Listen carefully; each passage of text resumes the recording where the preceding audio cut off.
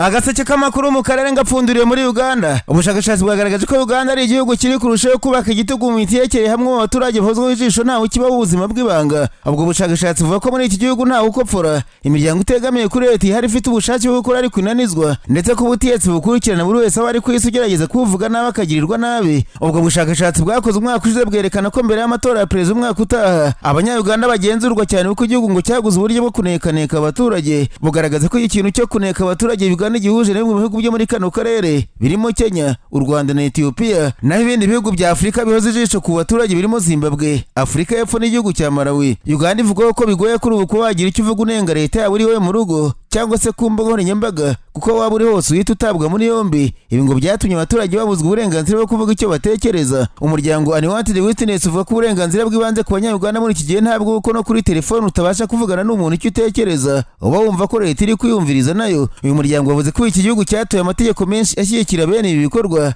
kandi bikaba byitirirwa umutekano rusange w'igihugu. Komisiyo y'uburenganzira bwa muntu Uganda ivuga ko nubwo leta ifite inshingano zo kurinda abaturage, hari ayo ikabyo yuko amakuru yose yashyizeho politiki zituma iyabona, ikagaragaza ko nubwo ari byiza ariko ari bibangamiye uburenganzira bw'abaturage. Ubushakashatsi bwa Unwanted Witness buvuga ko leta y'Uganda binyuze nko mu mategeko abuza ibyaha bikorerwa ku ikoranabuhanga yinjirira amakuru y'abantu ibishaka, ndetse hamwe na hamwe hakaba hari uburyo bwo kuneka ikoresha mu gushyira ku nkeke abaturage. Uyu muryango wavuze ko n'amafaranga ari kuri banki y'umuntu ku giti cye leta yagenzura kandi bihabanye n'uburenganzira bw'ibanze bw'umuturage. Nasimbukiye muri Tanzania, abanyamakuru bicaye imbere ya mudasobwa barandika. Baretse ko abayoboke b'ishyaka Chadema ritavuga n'ubutegetsi bwa Tanzania bavuze ko ari amanyanga mu rubanza rwa Tundurusu perezida wabo, kuko ubushinjacyaha bwatangiye gusaba ko bazamushinja bazaba batagaragara yaba mu rukiko cyangwa se ahandi hantu. Mu iburanisha ritaratangira mu mizi ku wa mbere, ubushinjacyaha bwasabye ko abashinja Tundurusu bagirwa ibanga ku mpamvu z'umutekano wabo. Ikinyamakuru The Chanzo cyavuze ko visi perezida wa Chadema yavuze ko ibingibi ari akamaramaza ku mugani w'Abarundi. Uyu mugabo aribaza ukuntu umuntu bashaka gukatira urwo gupfa zabura n'abamushinja atabareba, agasanga ikigambiro atari ugutanga ubutabera. Bwana John Heche ati ni gute umuntu bamukatira urwo gupfa mu rubanza rw'ibanga muri iki gihe cy'ikoranabuhanga riteye imbere? Ati twakwizera gute ko batangaho umunyabana hari koko atari abantu baba baringa bacu twakoresheje ikoranabuhanga ry'ubwenge buhantu cyangwa se artificial intelligence. Abasesenguzi ba politiki muri Tanzania bavuze ko nubwo byabyemewe ko batangaho umunyabatagaragara, urubanza rwa Tundurusu rufite umwihariko ngo bisa naho leta ya Tanzania ishaka kumwikiza ku kiguzi byasaba cyose, bakemeza ko ari urubanza rwa politiki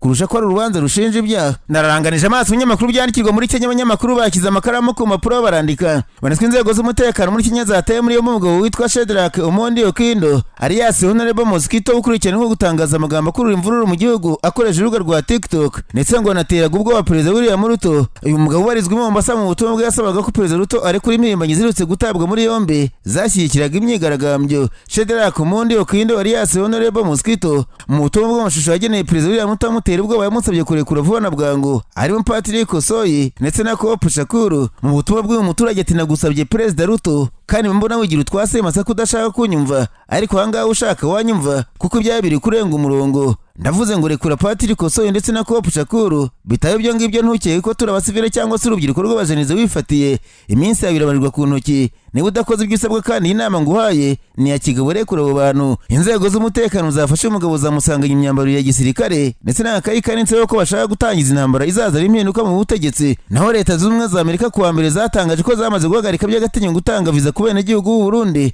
Amerika yabitangaje biciye muri ambasade yayo i Bujumbura. Itangazo ya ambasade yacije ku rubuga rwa X rivuga ko kiriya cyemezo cyafashwe bitewe n'uko Abarundi bari bamaze igihe bica amategeko ajyanye na viza bahabwaga arimo kurenza igihe babaga bagomba kumara muri Amerika. Amerika yaboneyeho gusaba Abarundi kubahiriza amategeko kuko igikorwa cy'umuntu nk'iki gishobora gufungira imiryango igihugu cyose. Amerika yahagaritse gutanga viza ku Burundi nyuma y'amezi abiri perezida Donald Trump bakumiriye by'agateganyo kwinjira ku butaka bw'igihugu cye nyuma yo kugaragaza ko bateje ikibazo gikomeye. Minisiteri y'Ububanyi n'Amahanga y'u Burundi mu kwezi gushize yari yatangaje ko yafatanye uburebere icyemezo cya Amerika cyo guhagarika by'agateganyo gutanga viza ku Barundi. Yari yavuze ko iri mu biganiro bigamije gukemura icyo kibazo. Iyo minisiteri kandi yihanangirije Abarundi basaba kubahiriza amategeko agenga abinjira n'abasohoka mu gihe bari mu mahanga ngo kubera ko imyifatire yabo rusange ari ishushanya amahirwe mu bihe biri imbere. Agaseke k'amakuru mu karere ngapfundikiriye muri Kongo Kinshasa, abanyamakuru bakozeje ba muri no barandika. Banditswe umuyobozi barwanye ba M7 General Sultan Makenga basabye kugaragaza itandukaniro hagati yabo na mu butegetsi bwa Kongo Kinshasa baranzwe n'imigirire mibi isuzuguza igihugu. Mu nama muhuje n'abategetsi batandukanye ku rwego rw'intara Kivu y'Amajyaruguru mu mujyi wa Goma, General Makenga babwiye ko impinduka zidakwiye kuba mu magambo ahubwo ko zikwiye kuba ziri mu bikorwa. Ati impinduka tuzivugisha ibikorwa kuri mwebwe nk'abayobozi abenegihugu bari impinduka wo muri igihugu kimaze igihe kirekire mu kavuyo, biryo kugikira ku murongo bizasaba igihe kirekire, ariko gahunda irahari murayifite mwese hamwe natwe tuzana impinduka. Jean Makenga yakomeje atari ko impinduka nitwe zatangiriraho twebwe ubwacu twereka abaturage twereka isi yose ko twahindutse ntabwo ushobora guhindura umuntu mu gihe nawe ubwawe utarahinduka. Uyu murwanyi mukuru w'inyeshyamba yibukije ko imigirire yangije Kongo irimo kunyereza umutungo w'iki gihugu na ruswa byimitswe n'umutegetsi bwacyo bityo ko FCM igomba kubihagarika ikabifatanya n'ubwo n'umutekano. Hanyuma ariko imirwanire ihurirwanya ubutegetsi bwa Kongo nitwe yitwaje intwari ikorana na FDLR yakaje umurego muri Kivu Amajyaruguru mu mpera z'icyumweru gishize umutwe wa CFDP ukorana na FDLR wagabye ibitero ku bihinduro bitandukanye bya FCM muri teritwari ya Rucuru havuka imirwano ikomeye abaturage benshi barahunga. Mu gitondo cyo kuwa mbere FCM na CMC byahanganiye mu duce dutandukanye two muri grupu wa Kihondo Jofiri ya Bwito muri Rucuru. Amasasu menshi yumvikanye yatumye abaturage bagira ubwoba bahungira mu Yesu ndetse na Katsiru. Mu mpera z'icyumweru gishize kandi FCM yahanganiye n'umutwe wa PSRS mu bice bitandukanye bya Masisi birimo Kihuma, Rushebere ndetse na Burwa. Abaturage hongira muri santire ya Masisi grupu manyenye maboko ya mbere no muri teritwari ya Warikare. Mu gitondo cyo kuwa mbere kandi imirwano y'ubuye hagati ya FCM n'umutwe wa Pareko mu gace ka Katovu, Mungoti, Karoba na Mungoti muri grupu ya Mufunyi Kibabi. Raporo impuguke z'umuryango w'umujyi yasohotse ku itariki ya Nyakanga uyu mwaka igaragaza ko kuva muri Mutarama uyu mwaka hari abarwanyi benshi ba FDLR bihishe muri CMC ndetse ya PSRS kubera ubwoba bwo kugabwaho ibitero. Iyi raporo yasobanuye ko abarwanyi ba FDLR batishe gusa ahubwo banifatanya n'abiyi mitwe bahuje ingengabitekerezo yo kwanga abatutsi bakagaba ibitero ku bihinduro bitandukanye bya FCM.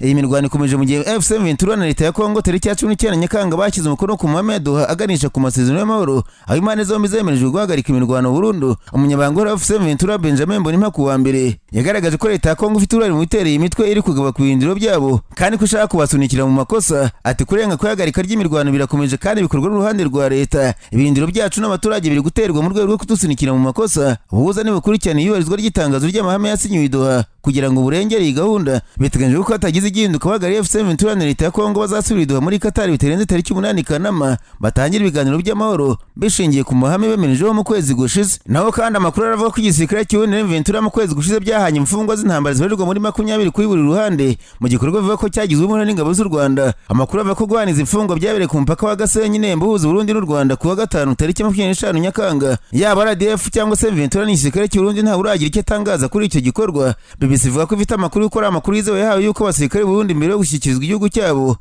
yabanje kwakiriza ingabo z'u Rwanda mu gikorwa cyabereye ku mupaka uhuza Goma na Gisenyi nazo zijya kwakiriza Burundi ku mupaka wa Nemba nyuma yo guca Kigali. Mu gutaha abasirikare b'u Rwanda ngo nabo bagiye batwaye aba nabo bari kuri n'ingabo z'u Burundi babashyikiriza uriya mutwe. Kuva mu myaka 2 ishize umutwe wa wagiye ufatira mu Kivu Amajyaruguru by'umwihariko kuri teritwari y'amazi abasirikare benshi b'u Burundi. Gusa igihe ababo bari bafitwe n'u Burundi ntiyazi igihe bafatiwe. Abagiye bafatwa inshuro nyinshi bagiye batakamba basaba leta y'u Burundi basaba ko yaganira n'Ventura bakarekurwa. Gusa ikavuga ko bavuga ko ari abasirikare bakira gihugu barwanya umutwe wa Red Tabara.